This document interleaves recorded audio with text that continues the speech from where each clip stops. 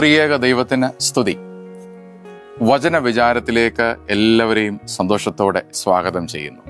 ഈ ആഴ്ച സഭ ദശാംശ സമർപ്പണ ഞായറായി, ടൈത്ത് സൺഡേയായി വേർതിരിച്ചിരിക്കുന്നു. ഷെയറിംഗ് ഗോഡ്സ് ഗിഫ്റ്റ് വിത്ത് ജോയ്, ദൈവിക ദാനങ്ങളെ സന്തോഷത്തോടെ പങ്കിടുക എന്ന ചിന്താവിഷയമാണ് നമുക്ക് ധ്യാനത്തിനായി നൽകപ്പെട്ടിരിക്കുന്നത്. വിശുദ്ധ ലൂക്കോസിന്റെ സുവിശേഷം 16 അധ്യായം 19 മുതൽ 31 വരെയുള്ള വാക്യങ്ങൾ. Gospel according to Saint Luke, chapter 16, verses 19 through 31. 22ഉം 23ഉം വാക്യങ്ങൾ ധ്യാനത്തിന് ആധാരമായി വായിക്കട്ടെ. ആ ദരിദ്രൻ മരിച്ചപ്പോൾ ദൂതന്മാർ അവനെ അബ്രഹാമിന്റെ മടിയിലേക്ക് കൊണ്ടുപോയി. ധനവാനും മരിച്ചടക്കപ്പെട്ടു. പാതാളത്തിൽ യാതന അനുഭവിക്കുമ്പോൾ മേലോട്ട് നോക്കി ദൂരത്ത് നിന്ന് അബ്രഹാമിനെയും അവന്റെ മടിയിൽ ലാസറിനെയും കണ്ടു. പ്രാർത്ഥിക്കാം.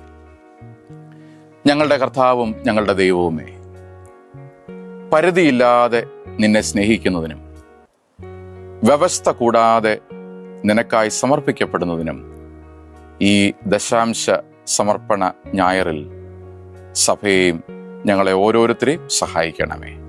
അതിനായി ഈ വചനധ്യാനം ഞങ്ങളെ ശക്തീകരിക്കണമേ. അടിയന്റെ വായിലെ വാക്കുകളും ഞങ്ങളുടെ എല്ലാവരുടെയും ഹൃദയത്തിലെ ധ്യാനവും അങ്ങേക്ക് പ്രസാദകരമാക്കി തീർക്കണമേ. യേശു മിശിഹായുടെ ധന്യമുള്ള നാമത്തിൽ തന്നെ ആമേൻ. ലൂക്കോസിന്റെ സുവിശേഷം 16 അധ്യായം ആരംഭിക്കുന്നത് അനീതിയുള്ള കാര്യവിചാരകന്റെ ഉപമയിലൂടെയാണ്. ദൈവം നൽകുന്ന അനുഗ്രഹങ്ങളുടെ വിനിയോഗത്തെ പറ്റിയും ഉത്തമമായ കാര്യവിചാരകത്തെ പറ്റിയും യേശുതമ്പുരാൻ തന്റെ യെരുശലേമിലേക്കുള്ള യാത്ര മധ്യേ ശിഷ്യന്മാരെ പഠിപ്പിക്കുകയാണ്. എന്നാൽ 14-ാം വാക്യം ഏറെ ശ്രദ്ധേയമാണ്. ഇതൊക്കെയും ദ്രവ്യാഗ്രഹികളായ പരീശന്മാർ കേട്ട് അവനെ പരിഹസിച്ചു. അവൻ അവരോട് പറഞ്ഞത്, നിങ്ങൾ നിങ്ങളെ തന്നെ മനുഷ്യരുടെ മുമ്പാകെ നീതീകരിക്കുന്നവരാകുന്നു, ദൈവമോ നിങ്ങളുടെ ഹൃദയം അറിയുന്നു. ദ്രവ്യാഗ്രഹവും സ്വയനീതീകരണ മനോഭാവവും മനുഷ്യന്റെ താൽക്കാലികവും നിത്യവുമായ ജീവിതത്തിൽ ഉണ്ടാക്കുന്ന ശക്തമായ അനുരണനങ്ങൾ ധനവാന്റെയും ലാസറിന്റെയും ഉപമയിലൂടെ, the parable of Dives and Lazarus, യേശുതമ്പുരാൻ സുന്ദരമായി നമ്മുടെ മുമ്പിൽ വരച്ചു കാട്ടുകയാണ്. 2 രംഗങ്ങളായിട്ടാണ് ഈ ഉപമ ചിട്ടപ്പെടുത്തിയിരിക്കുന്നത്. ഒന്നാമത്തെ രംഗത്തിൽ ധനവാൻ ധൂമ്രവസ്ത്രവും പട്ടും ധരിച്ച് ദിനംതോറും സുഖലോലുപതയിൽ അഭിരമിച്ചു എന്ന് നാം വായിക്കുന്നു. ലാസർ ഒരു ദരിദ്രനായിരുന്നു. വ്രണം നിറഞ്ഞവനായി ധനവാന്റെ പടിപ്പുരയിൽ കിടന്നു. മാത്രമല്ല, ധനവാന്റെ മേശയിൽ നിന്ന് വീഴുന്ന അപ്പനുറുക്കുകൾ ഭക്ഷിച്ച് വിശപ്പടക്കുവാൻ ആഗ്രഹിച്ചു. നായ്ക്കുട്ടികളും വന്ന് അവന്റെ വ്രണം നക്കും. എന്നാൽ 2-ാം രംഗത്തിൽ മരണാനന്തരത്തിൽ ധനവാൻ പാതാളത്തിൽ യാതന അനുഭവിക്കുമ്പോൾ ലാസറിന്റെ ഇടം അബ്രഹാമിന്റെ മടിയിലാണ്.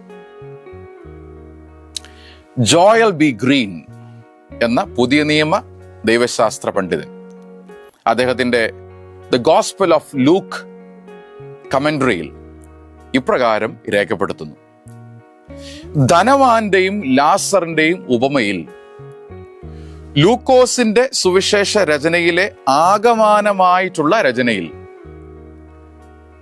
താൻ ഉയർത്തിപ്പിടിച്ച ഏറ്റവും പ്രധാനപ്പെട്ട ദൈവശാസ്ത്ര ശക്തീകരണമായ ദ റിവേഴ്സൽ മോട്ടീവ്, പരിഗണനകളുടെ മാറ്റം, സ്ഥാനമാറ്റം, പരിഗണനകളുടെ പദവികളുടെ തകിടം മറിച്ചൽ, ഇവിടെ കൃത്യമായി ദ റിവേഴ്സൽ മോട്ടീവ് കൃത്യമായി കാണുകയാണ്. അദ്ദേഹം പറയുന്നു, this reversal is a signpost of the kingdom of God. ഈ ഒരു തകിടം മറിച്ചൽ ദൈവരാജ്യത്തിന്റെ ഒരു സ്വഭാവമാണ്, അടയാളമാണ് എന്ന് അദ്ദേഹം എഴുതുകയാണ്. മാത്രമല്ല, അദ്ദേഹം ഇപ്രകാരം പറയുന്നു, The reversal is not merely a socio-political and economic recalibration of human life. Rather, it is a profound expression of eschatological reversal that raises some serious questions about human life. ഈ തകിടം മറിച്ചിൽ സാമൂഹിക, സാമ്പത്തിക, രാഷ്ട്രീയ, മനുഷ്യ ജീവിതത്തിൻ്റെ ഒരു പുനർക്രമീകരണം എന്നുള്ളതിനേക്കാൾ ഉപരിയായി ഒരു യുഗാന്ത്യ പരിഗണന മാറ്റം, തകിടം മറിച്ചിൽ ഇവിടെ കാണിക്കുന്നു. ഈ ഒരു റിവേഴ്സൽ, ഈ ഒരു തകിടം മറിച്ചിൽ മനുഷ്യ ജീവിതത്തിൻ്റെ മുമ്പിൽ ശക്തമായ ചില ചോദ്യങ്ങൾ ചോദിക്കുന്നു എന്ന് അദ്ദേഹം രേഖപ്പെടുത്തുന്നു. അതുകൊണ്ട് ഈ ഒരു തകിടം മറിച്ചിലിന്റെ, ഈ പരിഗണന മാറ്റത്തിന്റെ, സ്ഥാനമാറ്റത്തിന്റെ, പദവി മാറ്റത്തിന്റെ അടിസ്ഥാനത്തിൽ 2 ചോദ്യങ്ങൾ ഈ വേദഭാഗത്തോട് നമുക്ക് ചോദിക്കാം. എന്തുകൊണ്ടാണ് ധനികനായ, വളരെ ഭദ്രമായ ജീവിതം ഈ ലോകത്തിൽ ജീവിച്ച ഒരു മനുഷ്യൻ പാതാളത്തിന്റെ യാതനകളിലേക്ക് വലിച്ചെറിയപ്പെട്ടത് എന്ന ചോദ്യം ഇവിടെ വളരെ പ്രസ്താവ്യമാണ്. Why did a rich, well-settled man end up in Hades after death? ഒരു മനുഷ്യന് സാമ്പത്തിക നന്മയുണ്ടായത്, നേട്ടമുണ്ടായത് ഒരു തെറ്റാണോ? അദ്ദേഹം ആരുടെയും ജീവിതത്തെ അപഹരിക്കുന്നതായോ, മോഷ്ടിക്കുന്നതായോ, ശല്യപ്പെടുത്തുന്നതായോ, ഒരു തരത്തിലുള്ള തെറ്റുകൾ മറ്റുള്ളവരുടെ ജീവിതത്തിൽ വരുത്തുന്നതായോ ഒന്നും നമ്മളോട് വായിക്കുന്നില്ല. മാത്രമല്ല, തൻ്റെ പടിപ്പുരയുടെ വാതിൽ കിടന്ന ഈ ദരിദ്രനെ ഒരിക്കൽ പോലും അദ്ദേഹം ഓടിച്ചു വിടുന്നതായോ ഒന്നും കാണുന്നില്ല. നമ്മുടെയൊക്കെ ഭാഷയിൽ പറഞ്ഞാൽ ആർക്കും ഒരു ദോഷം ചെയ്യാത്ത മനുഷ്യനായി നമുക്കിവിടെ ധനവാനെ കാണുകയാണ്. പിന്നെ അദ്ദേഹത്തിന് സംഭവിച്ച പരാജയം എന്താണ്? ഒരു ദോഷവും ആർക്കും ചെയ്യാത്ത ജീവിതം ഒരു നന്മയുള്ള ജീവിതമല്ലേ? ഒരു തരത്തിൽ അതൊരു നന്മയുള്ള ജീവിതം തന്നെയാണ്. എന്നാൽ മറുവശത്ത് ആർക്കും ദോഷം ചെയ്തില്ല എന്നുള്ളതല്ല, ആർക്കും നന്മ ചെയ്യുന്നില്ല എന്നൊരു അപരാധവും അദ്ദേഹത്തിന്റെ മേൽ ഇവിടെ കൃത്യമായി എഴുതപ്പെടുകയാണ്. Gate is not just an entrance, it is a pathway to the other. വാതിൽ എന്നത് ഒരു പ്രവേശന മാത്രമല്ല, അത് അപരനിലേക്കുള്ള ഒരു പാതയമാണ്. അപരനിൽ പരനെ കാണാനുള്ള കാഴ്ചയാണ് ദൈവരാജ്യത്തിന്റെ കാഴ്ചപ്പാട്. അതറിങ് ദി അതർ, അപരനെ അന്യവൽക്കരിക്കുന്നത് ദൈവരാജ്യത്തിന് എതിരായിട്ടുള്ള പ്രവർത്തനങ്ങളാണ് എന്ന് യേശുതമ്പുരാൻ ഇവിടെ പഠിപ്പിക്കുകയാണ്. Othering the other. തൻ്റെ പടിപ്പുരയിൽ കിടന്ന ഒരു അപരനിൽ പരനെ കാണാൻ സാധിക്കാതെ പോകുന്ന പരാജയം, തൻ്റെ ജീവിതത്തെ എപ്പോഴും തന്നിലേക്ക് മാത്രം യാത്ര ചെയ്യാനുള്ള സാധ്യതകളായി പരിണമിക്കുന്ന ഒരു സ്ഥിതിവിശേഷം, തൻ്റെ ജീവിതം അവരിലേക്കുള്ളൊരു പാതയമായി കാണാൻ സാധിക്കുന്നത് എത്ര സുന്ദരമായിട്ടുള്ള കാഴ്ചപ്പാടാണ്. ലിയോ ടോൾസ്റ്റോയ് ഇപ്രകാരം പറയുന്നുണ്ട്: if you feel pain then you are alive, but if you feel pain of the other, you are a human being. നമ്മുടെ വേദനകൾ നമുക്ക് അനുഭവപ്പെടുമ്പോൾ നാം ജീവിക്കുന്നു എന്ന് അർത്ഥം. എന്നാൽ അപരന്റെ വേദന നമ്മുടെ ഹൃദയത്തിൽ അനുഭവപ്പെടുമ്പോൾ നാം ഒരു നല്ല മനുഷ്യനായി തീരുന്നു എന്ന് അർത്ഥം. സ്വയത്തിൽ മാത്രം ഒതുങ്ങുന്ന, സ്വയത്തിൽ മാത്രം കെട്ടിക്കിടക്കുന്ന ജീവിതം രോഗാതുരമാണ്, ജീർണതയുള്ളതാണ്. കർത്താവിൽ പ്രിയരെ, ജീവിതം ഒരു പുഴയാണ്. നിലയ്ക്കാതെ ഒഴുകാനും ഒഴുകുന്ന ഇടങ്ങളെ നനയ്ക്കാനുമുള്ള നിയോഗമാണ് കർത്താവ് നൽകിയിരിക്കുന്ന ഈ ജീവിതം. നിലയ്ക്കാതെ ഒഴുകാനും ഒഴുകുന്ന ഇടങ്ങളെ നനയ്ക്കാനുമുള്ള നിയോഗം. കുഞ്ഞുണ്ണി മാഷിന്റെ വാക്കുകൾ ഇവിടെ വളരെ ശ്രദ്ധേയമാണ്. നീരില്ലെങ്കിൽ നേരില്ല, നേരില്ലെങ്കിൽ നരനില്ല. Gate is not just an entrance, rather it is a pathway to the other. 2, എങ്ങനെയാണ് ദരിദ്രനായ, പട്ടിണിപ്പാവമായ, വ്രണം നിറഞ്ഞ ഒരു മനുഷ്യൻ അബ്രഹാമിൻ്റെ മടിയിൽ എത്തപ്പെടുവാൻ സാധ്യമായി തീർന്നത്. How did a poor man who struggled miserably in this world got the privilege to be seated in the bosom of Abraham? ഈ ചോദ്യവും ഈ വേദഭാഗത്ത് വളരെ ശ്രദ്ധേയമാണ്. ഈ മനുഷ്യൻ ചെയ്ത ഒരു നന്മ, ഈ മനുഷ്യന്റെ ജീവിതത്തിൽ ഉണ്ടായിരുന്ന ചില സ്വഭാവ വൈശിഷ്ട്യങ്ങൾ, ഇതൊന്നും അദ്ദേഹത്തെ ഇത്ര ഉന്നതമായ പദവിയിലേക്ക് ഉയർത്തിയ അതിൻ്റെ അടിസ്ഥാനങ്ങൾ, അതിൻ്റെ ജസ്റ്റിഫിക്കേഷൻസ് ഒന്നും നമുക്ക് ഈ വേദഭാഗത്തിൽ കാണാൻ സാധ്യമല്ല.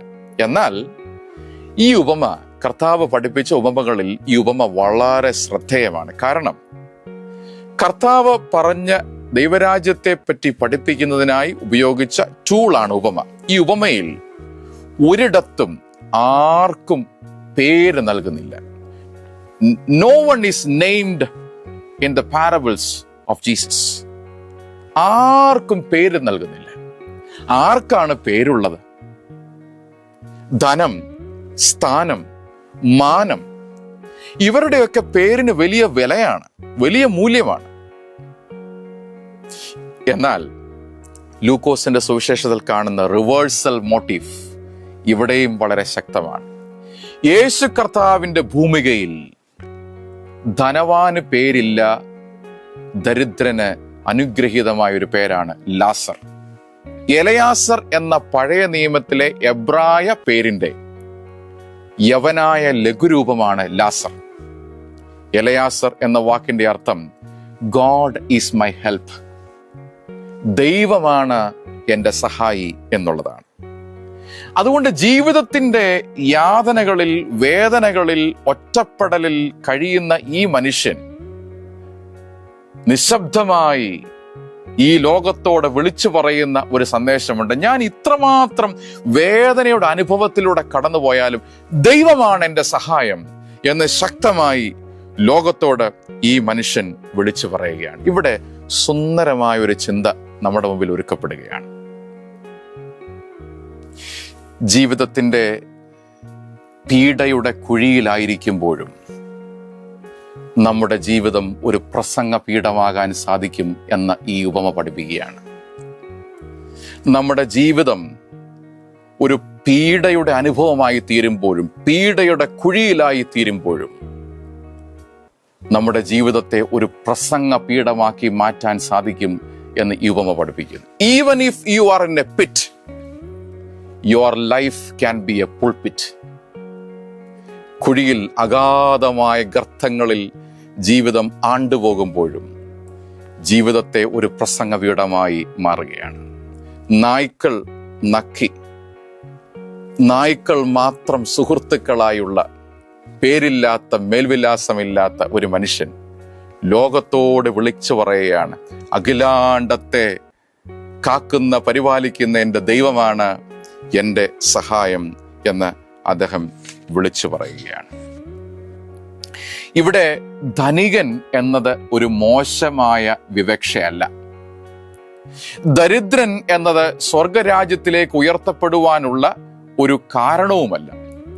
ദാരിദ്ര്യത്തെയോ അതിസമ്പന്നതയോ ഒന്നും കൃത്യമായി, ഒന്ന് പ്രത്യേകമായി എടുത്ത് പ്രസ്താവിക്കുന്നതിന് ഈ ഉപമ മുതിരുന്നു എന്ന് ഞാൻ വിശ്വസിക്കുന്നില്ല.